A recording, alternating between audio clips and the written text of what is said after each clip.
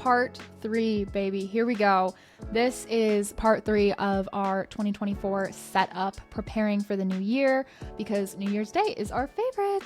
And we're just trying to lean into this, okay? So first of all, 2 weeks ago, we did all about goal setting and how to create goals. Last week, we did vision casting, how to create a vision and what kind of goals to create. And this week, we're talking about how to stick with the goals. How do we do this? Okay, so you guys, New Year's Day is around the corner. I'm really hoping by now you guys did a good end of year reflection.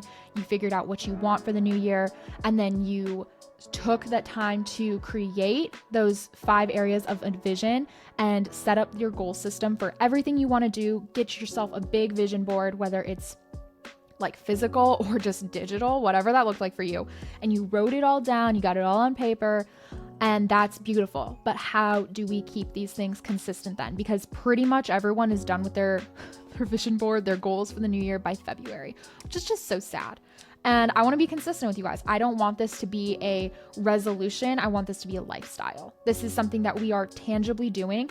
And we're going to use the boost of New Year's Day, absolutely, because there's a little extra motivation that comes with it. But we're not going to rely on that motivation to push us through. We're going to create a routine around it, okay? So let's get into how to create that routine and all the things right now.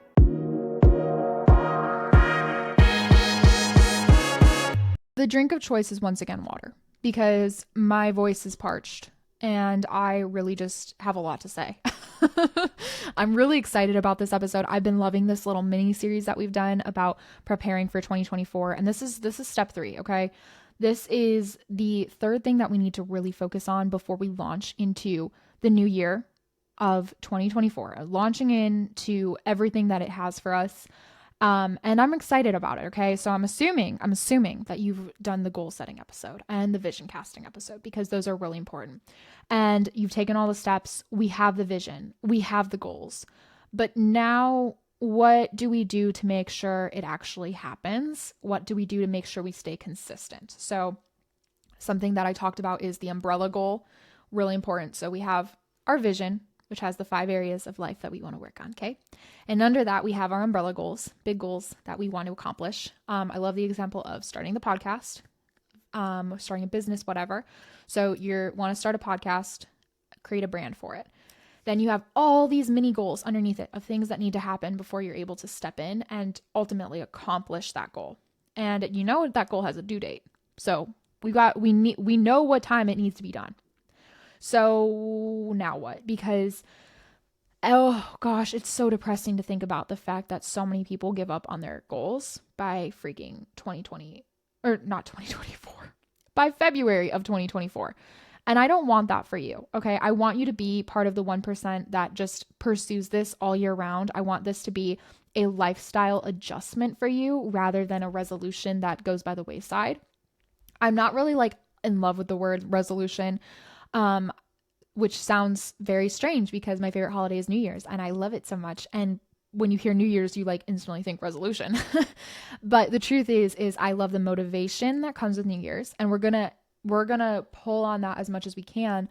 But ultimately, what we really, really do is we make adjustments. Okay. We are looking at the way we live. We have this reflection time of all the things we've accomplished, all the things we still want to accomplish. And we just get into this mode of planning out what it looks like to be a better version of ourselves. And then we start really strong with implementing it, like really strong. So what do we need to do then to make sure that we are consistently chasing our goals all year round and not just being like, oh, I'm going to be the most fit person for like literally 2 weeks. And then you never go to the gym again or never like save money again. I don't know. I'm trying to think of some of the things I said. All right. So let's talk about it. All right. So we have our goals, which is beautiful. And we have an entire year to accomplish them technically. I'm hoping you're putting due dates on it that isn't January 1st, 2025. So, hopefully there's some sooner due dates for you, but we have our goals. We have our timeline on it. Now we created our micro goals and all the things, the steps we need to take in order to accomplish this. So that means we are down to our habits. Okay. So habits build the routines, and the routines are what we do every single day. Whether you know it or not, you're doing a routine. As you're listening to this, you're probably in the middle of a routine. At least I hope you are. because that's just so fun. And I love a good habit stack with a podcast. Okay.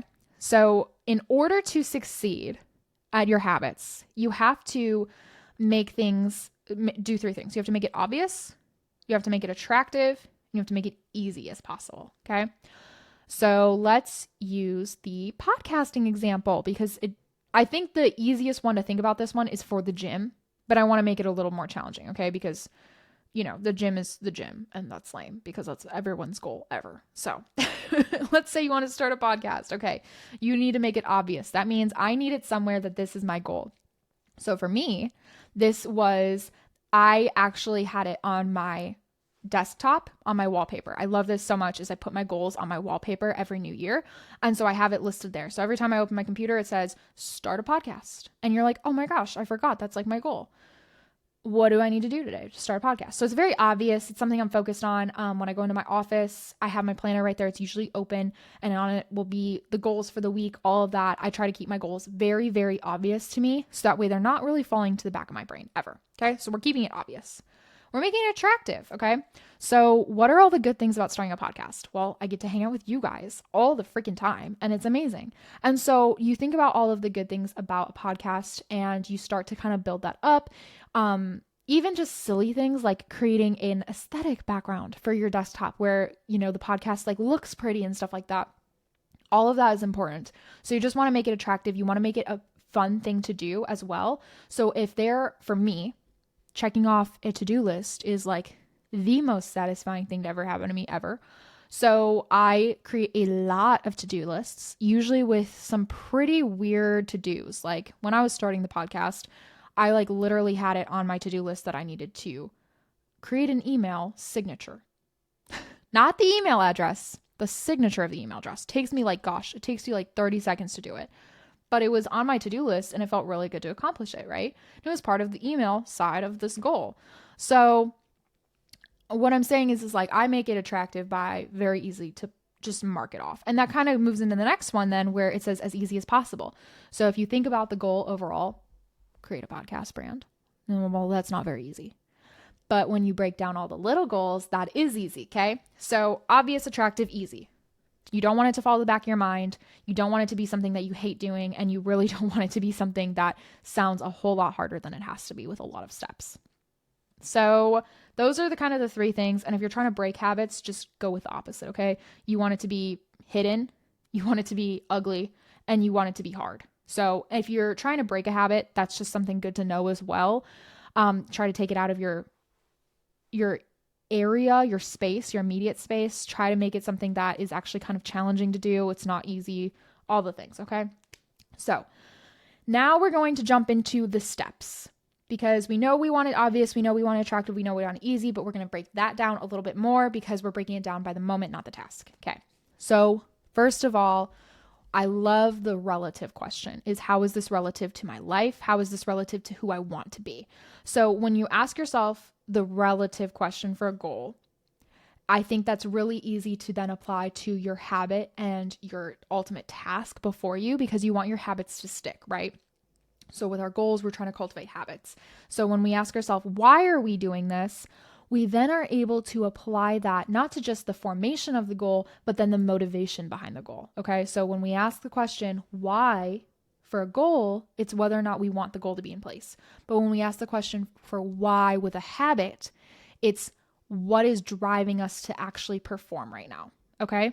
So for Muay Thai, use this example. I had the reason why for the goal because I wanted to learn how to fight. So when I'm going to the gym, because it's a gym and it's, a scary gym because it's MMA fighting and all that stuff. Sometimes I really don't want to do it. So I ask myself, why am I doing this habit? Why is this something I want? And then I remind myself, okay, wait, I want to learn how to fight. I want to be someone who isn't weak and defenseless all the time. But if I just, have my fists and my feet, I'm taking you down, that kind of thing. I know my why. And same for a podcast. Then if you're trying to start a podcast, when you originally wanted to start your podcast, you had your why. So then when you are doing your habits, you have to remind yourself of that why consistently in order to show up and perform, because odds are you want a podcast because you want to communicate and form a community with amazing people and you want to, share your experiences with certain things or whatever that looks like. So all of that being said, you remind yourself of that why and continue to speak that over yourself over and over and over again, because eventually that becomes so ingrained that you don't have to then question, why are you doing this? You just instantly know this is what you have to do because it's serving you. Okay. So next up is creating those miniature measurements are so crucial. So crucial. Okay. So we'll use the two examples that I love to use, the podcast and fighting. So for Muay Thai, what are my measurements? Well, it doesn't really sound like there are measurements, right? For learning how to fight.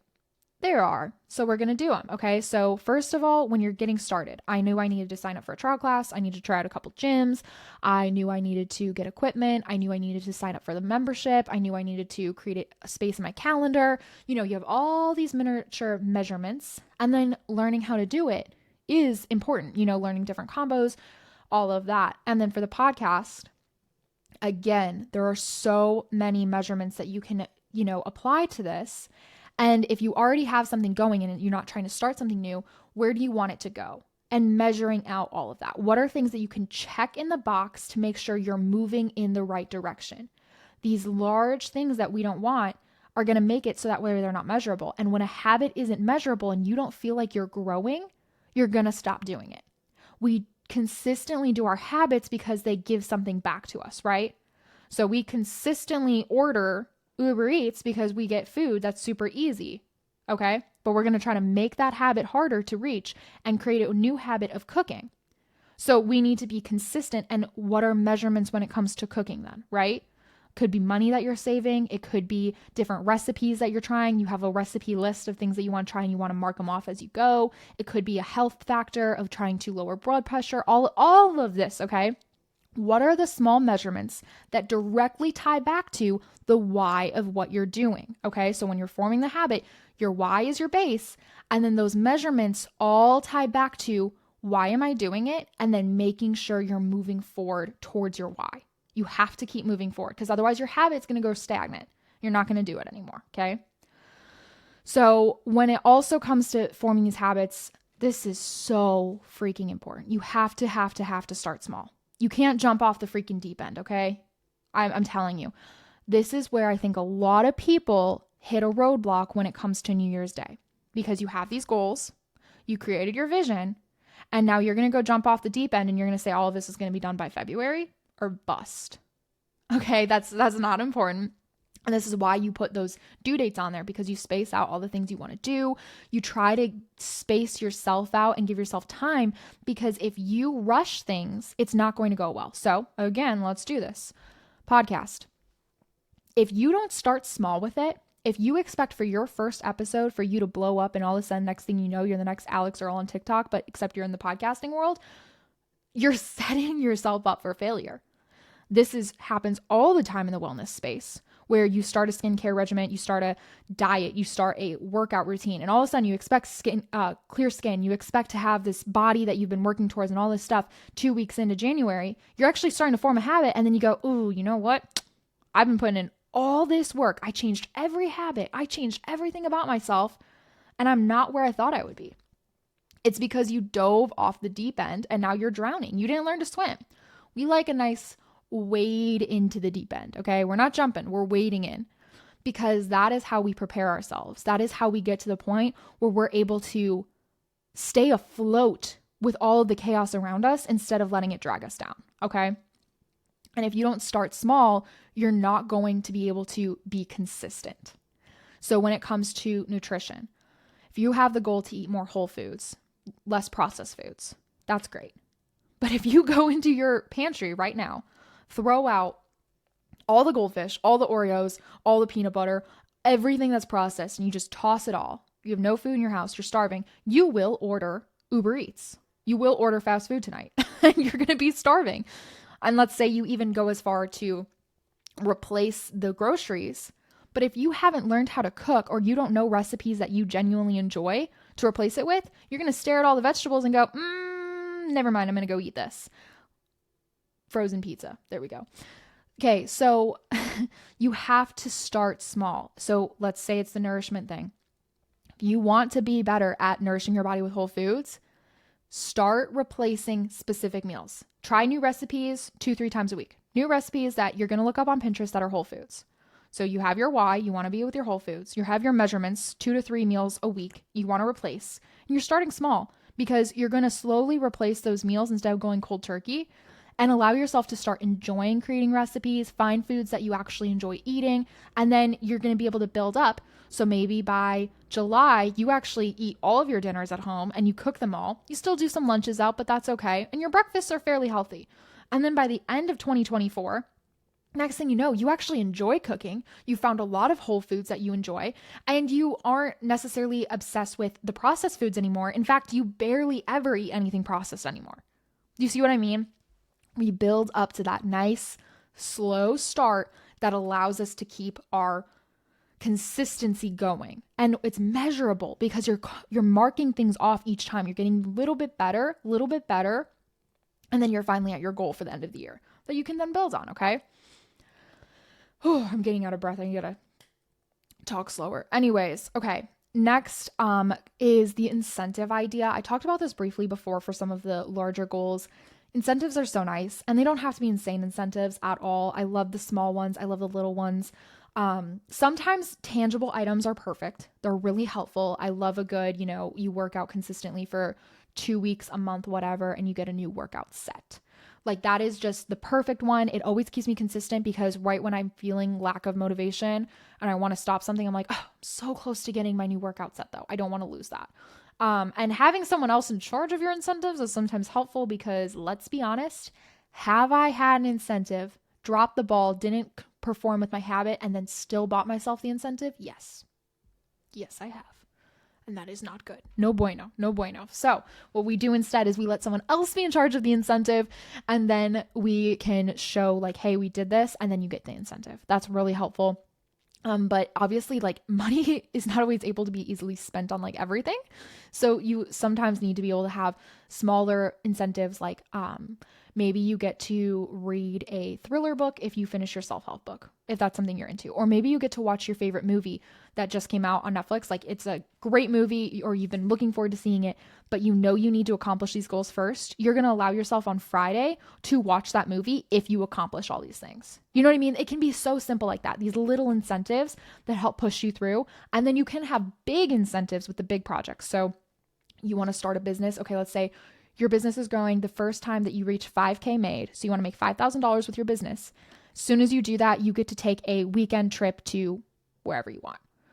Well, that means that every time you get closer to that, you're just working harder. There's this episode of The Office where Andy's the manager and he like says that he creates an incentive program, and then it becomes that he will get a tattoo of whatever the office wants on his butt when they reach this goal. And they've been trying for this goal for so long, they weren't able to reach it, blah, blah, blah. Within one day, because this incentive was so good to the people in the office, they were working their butts off. And the next thing you know, within one day, they literally like had the incentive enough to the point where they'd reached their goal and they were able to go get Andy's butt tattooed. Okay. Silly example, but it shows how much an incentive works.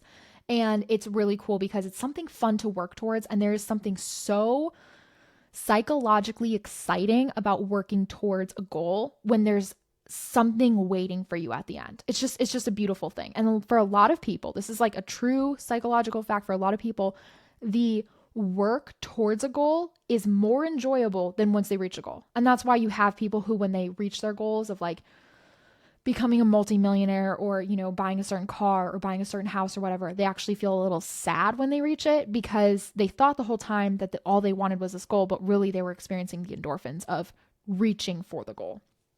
All that being said, incentives are helpful. And I kind of mentioned this in there, the accountability aspect too. So helpful if you have someone in your life. I've offered this in previous episode last week, but if you need someone for accountability, the Inspired Lady crew would be more than happy to help you out with that or connect you with someone else who also needs accountability for a certain thing. So you guys can work with each other, especially in the beginning as habits need to be formed. Having an accountability partner is huge, so helpful. And it can just be a good reminder. This one, you maybe aren't necessarily super excited about the idea of like a finance accountability partner, but that's helpful too. You know what I mean? Like stopping to spend money, saving more money, all of that. So that's really helpful. And then having a written down progress tracker, amazing. I talk about the importance of writing down the goals in the first episode. Writing it down and tracking that progress kind of with those small steps, huge, so, so helpful. And then the last one that I really want to talk about here is so crazy because it kind of undermines a lot of what I've said in all these episodes, is plan adjustments, okay? There's two types of plan adjustments, at least in my mind. One, which is circumstantial, and two, which is relative, okay? So the first type of plan adjustment, I think of my friend. She was so excited. She had this booming business. She had all these goals for the new year. And then she got pregnant and she had a baby, okay? And my friend was like, she was excelling at everything she was doing so, so well. And things were going really, really smoothly for her. And she had a lot of big plans for the new year. But when she got pregnant, a lot of things had to change. A lot of her goals had to change. And that was a circumstantial. This is obviously like a very dramatic example because, you know, a baby changes like literally everything. But you kind of get the point. Is let's say there's a circumstantial change around you. For me, social media, this just happened. Instagram updated and changed some of their algorithm. They changed some of the ways that you can post videos now, which threw a huge wrench into my social media plan for like literally everything. So I'm not able to post as consistently as I was because of this new update that kind of destroyed my current plan and what I was currently doing. Very, very challenging, out of my control. I have no control of that. And it's a lot. So you have these things that happen to you that, you know, your plan needs to be adjusted. Your goals need to be adjusted. So no longer is it feasible for me to have a goal to post 5 videos a day, which for a time being was a goal of mine. Okay. And same with my friend, no longer was it a feasible goal for her to do everything she had set out for in the new year, including travel plans and all of that, because there was a baby on the way. So you need to be able to adjust and allow that adjustment to happen because there's nothing you can do. So realign your goals. On the flip side, there's the relative side. Okay. So I've said this before. I've noticed that some of the goals I've set in the past don't actually serve me or the person I want to be. I use the example of the marathon. It's trendy to say you want to run a marathon in the new year. Okay. Hate running and I don't want to do it. But is that a goal that I'm putting on myself because everyone else is doing it? You know, is that something that I think I should? Same with starting a business or going to school or not going to school or working a 9 to 5, not working a 9 to 5. If you're watching other people talk about things and do things, it'd be really easy to get roped into it and thinking that's what you need to do. And that's why for a lot of these things, I try to give examples and try to be very broad, even when I'm talking about a niche subject, because I don't want you to think that just because something is being done for someone else, that instantly means it has to be yours. There are so many things that serve you that don't serve others and vice versa, that you have to be able to recognize them. So let's say you get into this, you put on here, you know what, I want to be a marathon runner in freaking 2024. I'm going to do it. And then you start running and training and you don't get hurt. You're fine because that's a circumstantial thing. You're fine. You just literally hate your life, okay? You wake up every morning dreading life, dreading everything. You wish you were a Pilates girl. You wish you were a yoga girl. You wish you were doing something other than running. And you start to slack on the habit because it's literally disgusting. You literally you're not living an abundant life because you hate running so much. Maybe it's time to look at that goal and say, wow, this is not serving me in any way, shape, or form. I love the idea of being fit and being a runner, but there are other ways for me to get fit. I'm going to try some other different things. I'm going to go to a couple trial classes, maybe try bike riding. I'm going to try something else. And I'm going to adjust this goal to be something that actually serves me. Because sometimes we make goals and then we get so focused on chasing that goal that we're no longer looking around us to see if that's still the direction we want to be going. One of the best quotes I've ever heard in my entire life is the best leaders, the best people who are living their most abundant life have a telescope in one eye and a microscope in the other one. Okay? They're able to look out really far, see where they're going, see what's ahead of them, see where they want to be headed. But they're also able to look at what they're doing now and make sure that those two are lining up. And sometimes we set a goal and we're so telescope focused that we don't make sure that the goals that we're doing right now are actually leading to that goal. And sometimes we're so microscope focused that we're so focused on the goal we set, we're not even sure if we're going in the right direction. Either way, we need to have that similarity, equality among both of those, because that's going to be what allows us to make sure our goals are still relative to who we are, still relative to what we want to do. Okay. If you remember at the very first episode, I talked about how important relative is. It's part of that SMART goals. It's the R in SMART. Relative goals are what keep us moving forward to be who we actually want to be, who we were called to be, who God's telling us to be, who we were created to be. Okay. And if we lose that relative thing, it's not going to help us at all. And not that habits shouldn't be hard, not that the things around us shouldn't be challenging and we shouldn't push ourselves. Don't get me wrong. I mean, there are going to be days when you're going to wake up and not want to run a marathon. Don't get me wrong. But there is such thing as setting a goal that isn't actually serving you. And having that ability to recognize a hard thing versus a wrong thing is going to be crucial for you in living your abundant life, the one that you were created for. Because you and I were not created to live the same life. You and your mom weren't created to live the same life. You and your bestie weren't created to live the same life. You are unique and individual in your needs, and you need to make sure that your goals reflect that and your habits reflect that. Carve out space for what you need to do, but don't be so focused on what everyone else is doing for their goals that you lose sight of what actually is going to work best for you. Okay? So with that being said, I hope you're ready to jump into 2024 full force. I am beyond ready for this. I am so excited to do this with you. And we just have so many fun things coming up in 2024. As you guys know, I spilled the beans. We do have a book coming out in 2024, which we'll talk all about later. We'll also talk about so many new habits, routines, and just refining what we're currently doing. And this is going to be a journey that I'm ready to take with you. And I just love you so much and am so excited for this new year with you.